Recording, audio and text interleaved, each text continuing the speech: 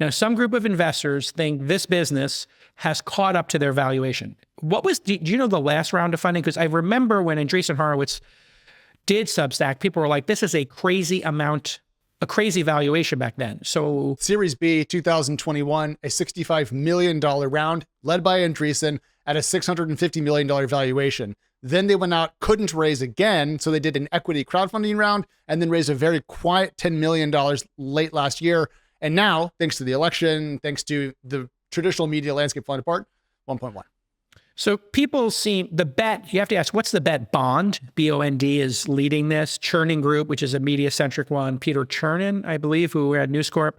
So people are starting to look at this and say, there's something here. So what's their thesis is what you have to ask.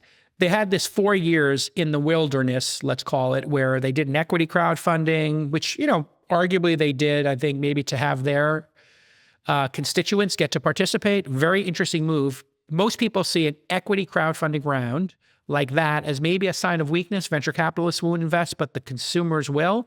It kind of goes back to the earlier discussion we just had, Alex, of the distance between critics, which in this analogy would be venture capitalists, and the people who are the consumers, which would be equity crowdfunding. Sometimes the equity crowdfunding or the consumers know better than the critics, the VCs.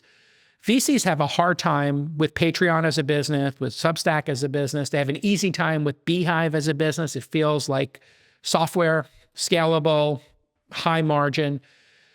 The real question is somebody has to look and say, when somebody gets to $250,000 in revenue, giving $25,000 of it to Substack makes absolutely no sense unless Substack is bringing you more from their network and they can prove it. So when you use Substack, it will say inside of it, here are the people that the Substack network got to subscribe to your thing. So when I look at it, I'm like, oh, that's interesting.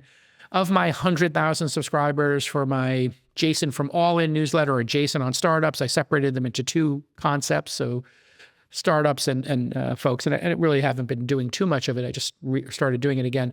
That really becomes the key issue. And so they've convinced Bond and Chernin Group that there is a business here that will go from 1 billion to at least 5 billion or 10 billion. Nobody's placing that bet of $100 million if they don't think they can 10x it. So how does it become a $10 billion business? Yep. So the reporting around the time of the round is that they were telling investors they had about a $45 million run rate, which would put them at a roughly 24x run rate multiple. So here you go, folks. You're learning here on This Week in Startups how I can do this back of the envelope math.